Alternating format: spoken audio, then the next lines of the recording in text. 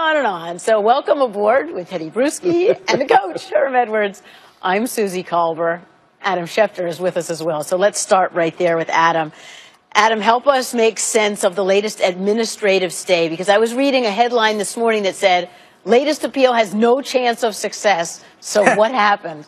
Well, Susie, I think the one thing we've learned in this case over and over again is to expect the unexpected. And in this particular case, despite the fact that Ezekiel Elliott did not go through practice on Wednesday and Thursday, he was back at practice today after he was granted that stay and made eligible to play on Sunday against the Kansas City Chiefs. And once again, his fate hangs in the balance, because next week, the Second Circuit will make a ruling. And if the Second Circuit panel reverses Judge Fallia's rejection of the preliminary injunction, then it looks like Zeke Elliott could wind up playing the entire season again. So just like it looked like right now he was out for 6 games, now it's back on. Advantage Zeke. And even though he was basically down to a Hail Mary pass, it looks like that Hail Mary connected. He's back on Sunday. Maybe he's back for the rest of the season. And the legal madness in the NFL world continues. Hail Mary for Zeke, and what a balancing act for the head coach. Here's Jason Garrett today. When we started game planning, we didn't think he was going to be available to us. So you proceed that way. But again, we feel really confident in the other running backs that we have on our team and their ability to do what we do offensively, both in the running game and the passing game. So to suggest that, we're going to be limited in some way if Zeke's not available to us because of deficiencies that other running backs have, that's just not the case. We're going to do what we do based on what we think is best for our offensive team against the team that we're playing. We're going to put that plan together, and who's ever available to us, we're going to give them a chance to execute it. And excited about the depth that we have at the running back position where all those guys can do that stuff. It seems to be the same question every Friday, but they're navigating it pretty well. Is he in? He's not in, but it's going okay. They're doing a good job. Yeah, I think you just take it on a week-to-week basis, especially if your player's in the locker room and you're expecting what kind of running back are we going to have if I'm an offensive lineman or a quarterback, who's going to be back there. You want Zeke. He's the best they got. He's probably one of the best, definitely one of the best in the NFL, so you want him back there. In terms of him being there, him not being available, I mean, you just hope that. And is he going to miss games in December, Coach? Yes. Is the NFL eventually going to prevail? Because, now they're going to come back with their lawyers, and then it comes out around Thanksgiving or so. Do they end up prevailing, and all of a sudden he's suspended in more pivotal games? That's what you have to think of also. You make a great point, Teddy, and they need to win games when he's in the lineup. And when he's in the lineup, they have a great opportunity to win games. When you think about this offense alone, they average about 65 plays a game. He touches the ball 28 times in a football game. So this whole offense revolves around the most explosive player they have on their offense. And it's easy to get him the ball. He's right behind the quarterback. You just hand it to him. He's the problem solver. When things are bad and you need a big play, just give it to this guy. He'll find a way to do it. So this is good for the Dallas Cowboys. They got to be excited. By the way, he missed 2 days of practice. Might be good. He got fresh legs. Yeah. Right? That's true. He got fresh legs. And I tell you, there's the difference on the field. You're now getting 5, 6, 7 yards per pop, possibly. That's an average in terms of if you have McFadden or Morris, whoever's out there, you're looking at 2, 3, 4 yards certain times. There's a tangible difference. There's a difference between a 3rd and 2, a 2nd and 2, then 3rd and long, 2nd and long. So that's the difference for Zeke. It's not a quarterback. I'll say that. It's not a quarterback to where this is a different skill set that this quarterback has. This is more of a pocket passer. Well, this is more of a quarterback that gets on the run. I think the game plan is still going to be similar, even though he missed those first couple games, but the runs will just be done better. And how energized must the offensive line be knowing that Zeke's behind him? And not to say anybody was thinking any selfish thoughts, but don't you think Morris and McFadden were maybe a little bit fired up? They were going to get some more of those snaps? They thought they were going to get some of those snaps. Not so fast. Not so fast. Not quite yet. All right, now to the news that shook the league yesterday. Texans sensational rookie quarterback Deshaun Watson will have season-ending surgery after tearing the ACL in his right knee. Watson was first in rushing yards among quarterbacks and tied for first in touchdown passes. He is indeed done for the year. Jeff Darlington is with the Texans today. And, Jeff, we know Bill O'Brien has faced all kinds of adversity, personally, professionally. If there's anyone who can hold his team together, it's him. So what are you hearing about the approach? Well, that is exactly, Susie, the sentiment that we're hearing here out of NRG Stadium. By the way, we're going to be hearing from Bill O'Brien at the podium behind me in just a few short minutes. But earlier today, we already heard from Tom Savage, now the starting quarterback for the Texans. And he was asked exactly that. How has Bill O'Brien taken the team through everything from Hurricane Harvey to the J.J. Watt and Whitney Merciless injuries to the controversial comments of ownership?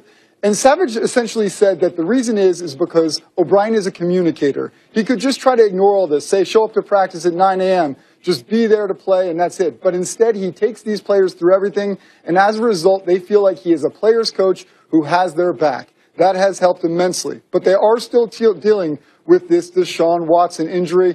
I'm told that Watson was meeting with doctors this morning to go ahead and plan a course of action to decide exactly what they're going to do in terms of a timetable for surgery, which is inevitable. Teammate practice at 9 a.m., just be there to play, and that's it. But instead, he takes these players through everything, and as a result, they feel like he is a player's coach who has their back. That has helped immensely. I just told him, listen, I mean, I got your back no matter what, and I'm going to do whatever I can to help out. And you can't really replace Deshaun Watson. You know what I mean? The kid's been playing absolutely lights out. But that's not my job. My job is to go out there and help this team win and do whatever I can to help. A difficult task, no doubt. Tom Savage will have to get better pass protection if he's going to succeed in a way that he could not in the first half of the first game when he was sacked 6 times. That will be a major challenge since he doesn't have the legs of Deshaun had. I just told him, listen, I mean, I got your back no matter what, and I'm going to do whatever I can to help out. And you can't really replace Deshaun Watson. You know what I mean? The kid's been playing absolutely lights out. But that's not my job. My job is to go out there and help this team win and do whatever I can to help. A difficult task, no doubt. Tom Savage will have to get better pass protection if he's going to succeed in a way that he could not in the first half of the first game when he was sacked 6 times. That will expected to sideline him, obviously, Susie, the remainder of this year. But I think it's done in enough time for him to be back in time for next season, which obviously now becomes the question for the Houston Texans. Yep, eye on next season. In the meantime, Houston hosts the Colts at NRG Stadium this Sunday. This is like the huge wind out of the sails. It's heartbreaking. It was just, yes. He was putting together one of the best starts for a rookie quarterback ever. That excitement is so tough to match. Yeah, and you wish the best for him, that he, of course, has that speedy recovery and comes back full strength and even better next year. But the ability just... It looks like he might as well have had a Clemson helmet on. He was doing exactly what he was doing in college. And now, to go up against them, whoever it may be down the future, instead of Watson, and now it's Savage, that's a definite plus if I'm on the other team, because now you don't have to worry about that playmaking ability, his arm, his scrambling, because Savage is just a different guy, and now they're just are back to being quarterback challenged, because Savage can say all the things that he wants to say about getting his back and playing, but it just won't be the same, and they won't have the same offensive production without Deshaun Watson. You also lost your 2 best players on defense. Yeah, and here's which is how it helped when you were challenged at the quarterback positions, but now you're back. You're right, and you talk about the 2 defensive players you missed, and with that, a lot of air came out of this football team. But all of a sudden, this guy arrives on the scene, and he brings this whole organization energy, the way he plays football. And when you think about his numbers, they are outstanding. He first plays his first game against Cincinnati, and we watch him. He makes that nice little run, and they win 13-9. You go, okay, he's a rookie. You know, he's not going to do too much. After that, the next 5 games, this offense is averaging 40 points a game.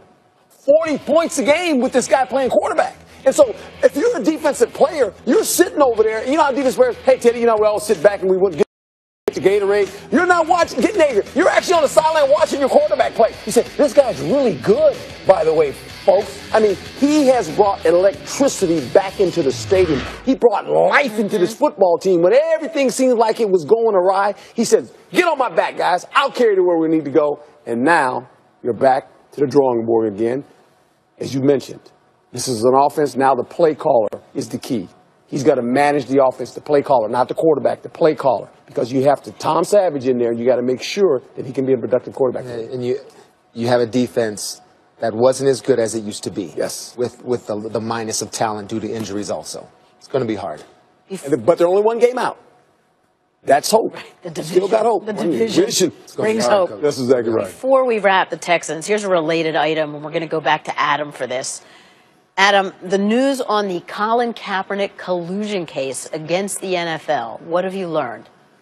Basically today, Susie, it was found out on Colin Kaepernick's 30th birthday today. Today's the day he turns 30. That there are going to be a group of NFL owners and teams that are deposed and asked to turn over their cell phone records and emails. And on that list, it is expected to include the Patriots owner, Robert Kraft, the Cowboys owner, Jerry Jones, the Houston Texans owner, Bob McNair, amongst others. But in this particular collusion case that Colin Kaepernick has filed against the NFL that alleges that he has been kept out of the NFL and not allowed to find gainful employment, he's going to ask for those cell phone records, and Mr. Kraft, Mr. Jones, Mr. McNair, who's been in the news within the last week himself, will have to turn over those documents. And this, obviously, is one way in which Colin Kaepernick will be celebrating his 30th birthday today. We know more will be coming on that. Meantime, Week 9 kicked off last night. AFC East battle, Bills, Jets, Tyrod Taylor, and the Bills really on a roll. Taylor's newly acquired wide receiver, Kelvin Benjamin, inactive. All right, the Bills would struggle in this one. First drive, Taylor drops back sacked for a big loss. The Jets defense was all over him, taking him down 7 times. The Bills also had trouble holding on to the ball second quarter, driving down 10-7. Taylor finds Jordan Matthews, but he fumbles, guys. I thought the Jets were supposed to be tanking. Not so fast. They're playing hard, Coach. They are playing hard. Very hard. All right, to the third quarter, Bills trailing 24-7. Strange play here. Taylor connects with his tight end, Nick O'Leary, for the first down catch, but O'Leary never gets touched. He tries to get up and advance the ball. That's a good strip right Marcus May rips it out. Yep, Jets recover. That's how you know it's not their night. All right, Buffalo, you see this play, it's like we need to move on. Jets really got their run game going. Third quarter, leading 17-7. Bilal Powell takes the handoff. Looks like he's going to be tackled. Look at that, change of direction. Tackle, Susie. 51-yard rush. Big first down for the Jets. Matt Forte has been talking about needing more touches.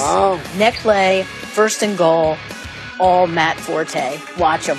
No edge. Where's the edge? Bounces outside, rushes for a 10-yard touchdown. Another missed tackle. 2, 3 missed tackles. It looks like practice. Yeah, these guys are enjoying themselves. These guys are not interested right now. Forte had another one in him, too. Fourth quarter, first and goal. This time, Forte up the middle, gets his second on the night. Jets go on to beat the Bills, 34-21, 7 sacks, forced 3 turnovers, ran for almost 200 yards. I know somebody who wasn't enjoying himself. Yeah, it's tough, man. These Thursday night games, they suck. They throw a wrench in our schedule. It's absolutely ridiculous that we have to do this.